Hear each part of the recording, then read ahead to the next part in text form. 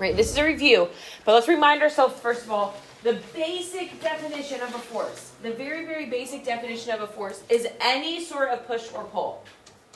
Any sort of push or pull. Does an object have to be in motion to have a force applied to it?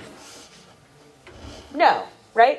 An object doesn't have to be in motion to have a force applied. Anything can have a force applied to it, and all objects do have forces applied. Okay, forces can put objects in motion, but they can also keep them stopped, right? They can keep them in one place. They can accelerate a moving object just by changing the direction of. Okay, so remember, acceleration is a change in velocity, so it could mean that we're just moving or changing direction. Okay, but the most basic definition of a force is a push or pull that acts on an object. That's really, really important in terms of its main definition, and I think we feel okay about that. Yes, any sort of push or pull on an object. Okay, how is it measured? Okay, the unit for forces is a Newton. A Newton. Did we see that? Okay. A Newton is basically a derived or a nicknamed unit that comes from this math right here. Okay. It's the amount of force that causes a kilogram of material to accelerate at 1 meter per second squared. So it's the amount of force that has to be applied to make an object move, right? 1 meter per second squared. Okay, 1 kilogram, make it move 1 meter per second squared. And they call it a Newton, okay? And it's always a capital N. It's important to us that it's a capital N. Lowercase n usually signifies moles, or it signifies like nano something, right? So make sure that we're using a capital N there. It's important for us to tell us that that's newtons. Okay, so if I said I've got a force of 35N, does that tell me that it's moving north? No, that's just the unit that goes with the force. Okay, if it was said it was moving north, there might be another one right next to it, right? You have to differentiate the fact that this one is the unit and this one is the direction.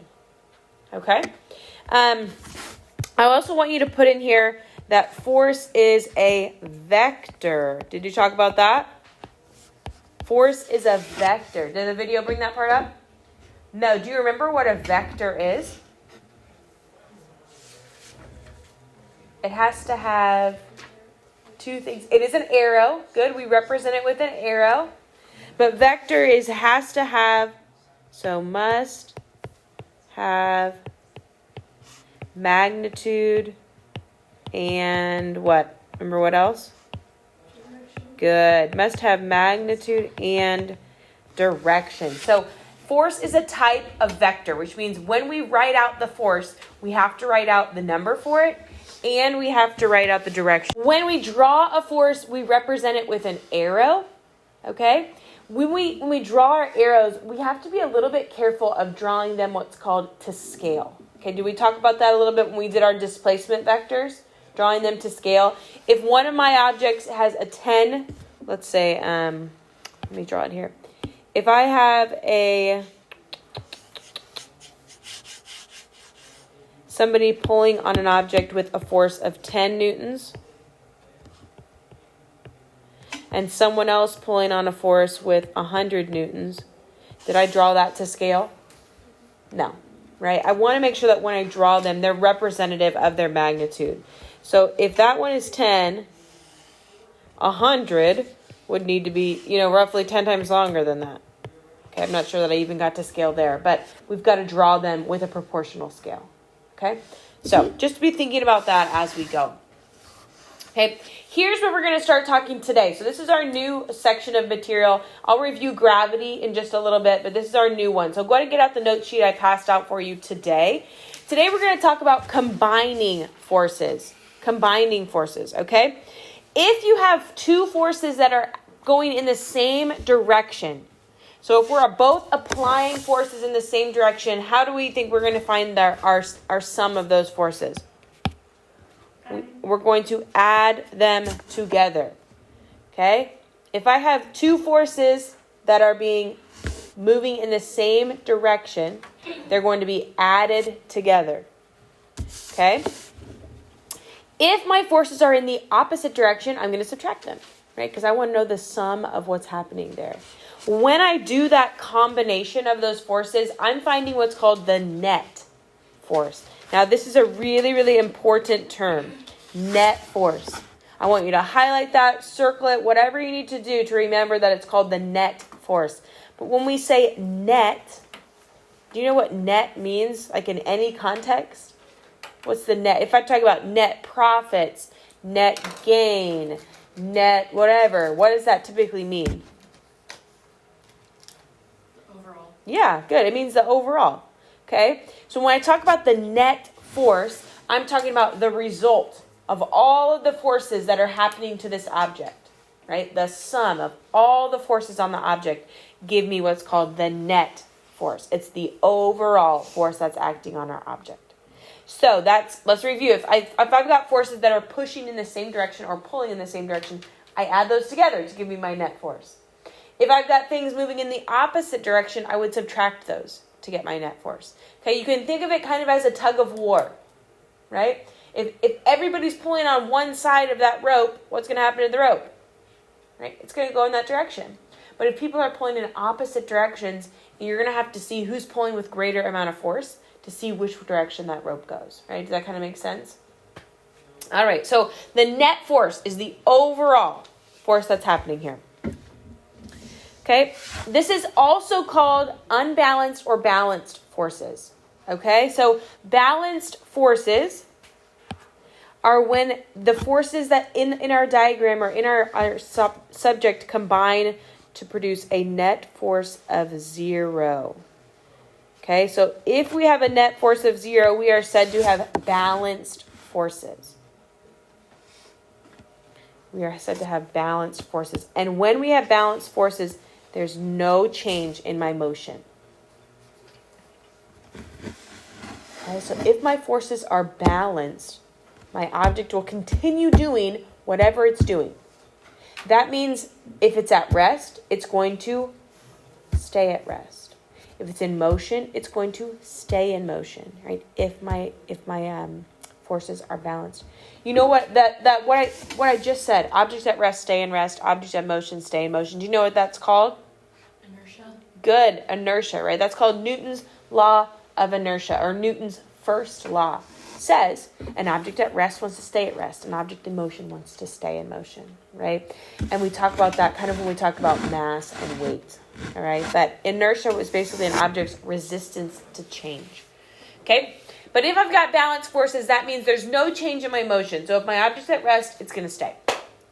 But unbalanced forces is where we see some excitement happen, right? Unbalanced forces are when our net force equals the size of the larger force minus the smaller force. So your unbalanced force is not 0, right? Unbalanced forces have a net force that does not equal 0, and it causes my object to accelerate. So not just move, but to get faster or slower. Okay? It causes my object to accelerate. So when we've got unbalanced forces, if you think about it in terms of a tug of war, that means one of my teams is winning, right? And it's going to move the rope one way or the other. Okay, so that's what we're going to start looking at today, is how do we calculate net force. Now, the math behind these problems, very simple, right? But where we draw the diagram, that's where we're going to do a little bit extra work. So if you have your calculator, let's go ahead and grab that out. We're going to do some basic math here to calculate net force with these practice problems. So here's just a diagram of how we draw forces. We said forces are represented with arrows. This is showing us if we have forces that are being added together, if we have forces that are being subtracted, and if we have balanced forces. So this first two would be an example of unbalanced forces. Okay, because we have a resultant net force. Right, we have a net force in the first two situations because here, right, here's my object. We're pushing to the right. So our net force is the resultant. It's a bigger force moving to the right. In this second case, I've got an object here in the middle that's being pushed on from the right and pushed on from the left. So what do you think? Where would my box move in this situation here? Would it move to the right or to the left? The left. It would end up moving to the left. Okay, because my net force or my resultant force is to the left, right? This one has a greater force. It might be 40 and 20. Okay, so my net force would push my box to the left. And then in this last one here, if both my forces are pushing on my box with equal forces, my net force is 0. So this would be considered a balanced system. So these are balanced forces. My net force is equal to 0. And in that case, my box wouldn't move, right? Or it wouldn't change anything that's happening to it. So if it was already in motion, it might stay in motion or whatever. Okay, but there's our unbalanced versus balanced forces. So let's go ahead and try one here. It says Caleb is pushing a box with a force of 40 newtons to the east, and Stan is pushing on the box with 40 newtons to the west. What's the net force on my box? So I'm going to show you a basic way of drawing these force diagrams. Okay, it's very simple. First and foremost, a force diagram is sometimes called just a force diagram. Okay, cleverly enough. But it's also called a free body diagram. Okay, so I want you to write down that term because it's kind of, I don't know, you don't necessarily know it goes with forces, but it's called a free body diagram. And it's how you represent all the forces in a system. Okay, so I represent my system either by drawing the box itself, okay, which I don't usually do because I'm not an artist, okay, but I just draw it with a dot. That represents my system, my object, okay?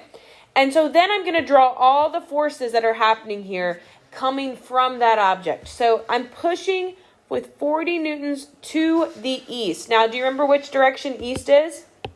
Right.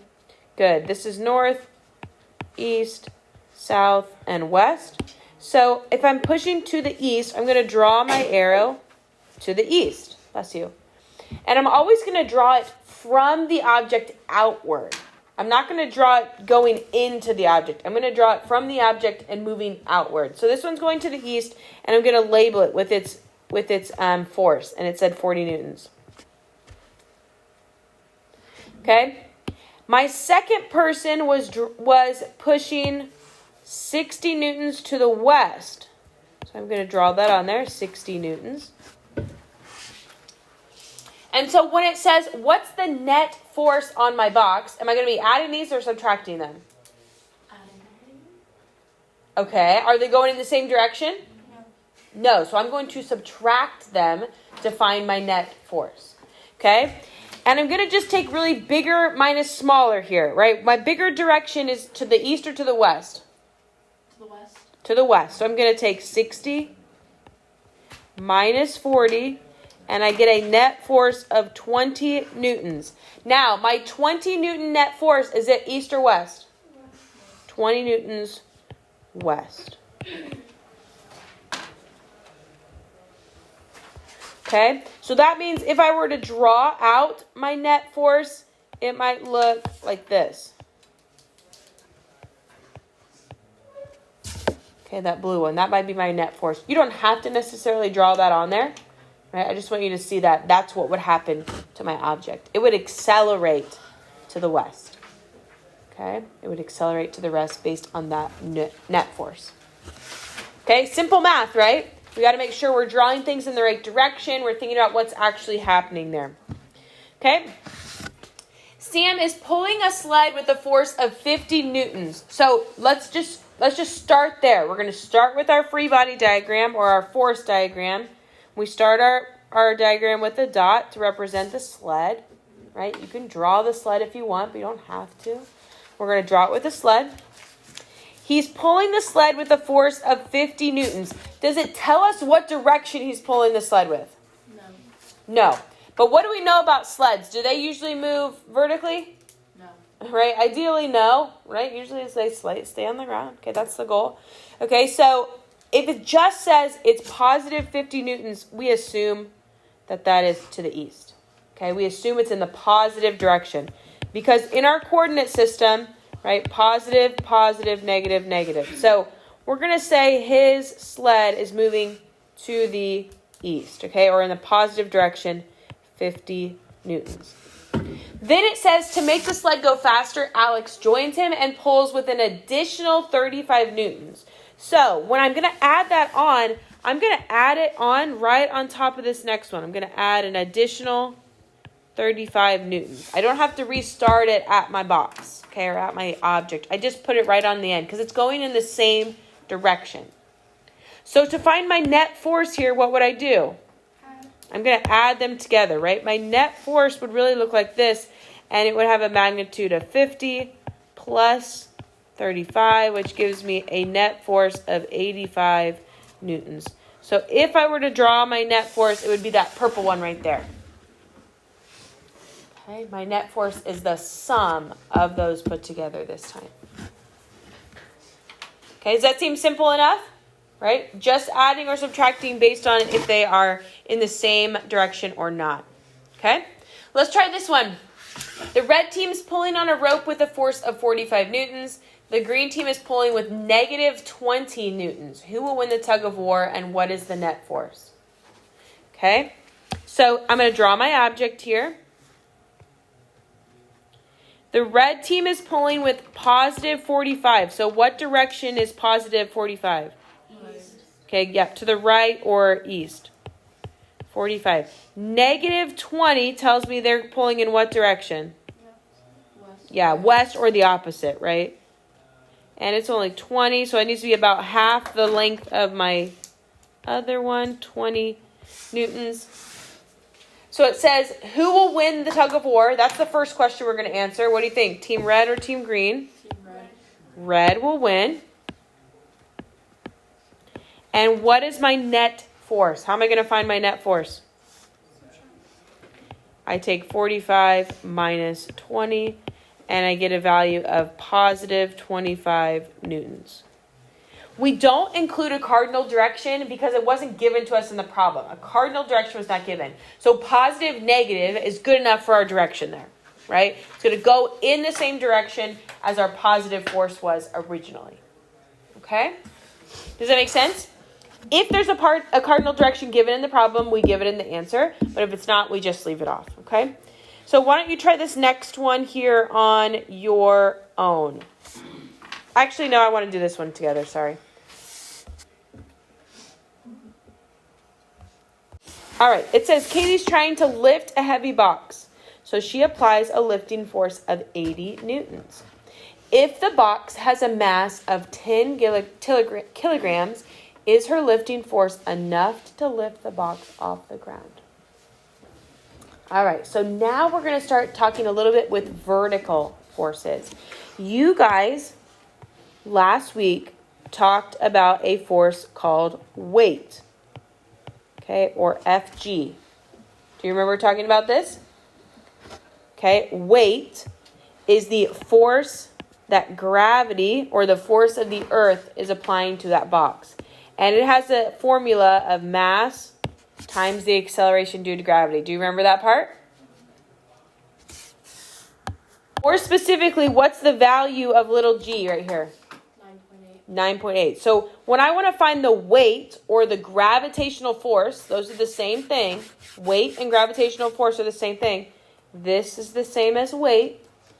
I'm going to take mass times 9.8. And that will tell me how much the earth is pulling that object down, right? Due to gravity. So we've got this box that gravity is holding on the ground. Katie's trying to lift it up. She's applying an upward force of 80 newtons. Okay, she's trying to lift it. Can we visualize what's happening here? Right, there's a box on the ground. She's trying to lift it up. We need to figure out, well, what is the gravitational force on the box? And is she applying enough force to get it off the ground? So, to find Fg, or the gravitational force, I'm going to take the mass of my box, 10 kilograms, times 9.8. Okay, and what does that give me? 98 newtons. right? 98 newtons. So if my downward force here or my gravitational force is 98 newtons and she's applying a force of 80 newtons, does she have enough force to lift off the ground? No. No, she does not. If she applies a force of just 98 newtons, will she get it off the ground? No, because those forces will be balanced. So my object won't change. Right? She's got to apply 98.1 or 98.01 for all that, for like how that goes. But she has to apply a force greater than the gravitational force in order to get it off the ground. So she would need greater than 98 newtons of force applied to be able to get that box off the ground. Okay, does that make sense? Okay. Why don't you try this one on your own here?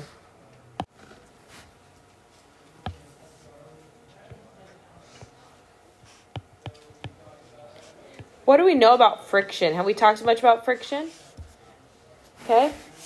I want to see what you could come up with in terms of what you know about friction. Okay. Have you heard the term friction before? And what does friction do? Resists. Yeah, it tries to slow objects down, right? It causes an interaction between the object and the surface that it's sliding on, and it opposes motion. It opposes the motion. So if my box is dragged to the right or positive, then friction has to go in the opposing direction. So that would be 15, which means my net force would be positive 85 newtons. Okay, is that what you came up with? Friction opposes my motion. So it would have been a subtraction there to end up finding that. Okay?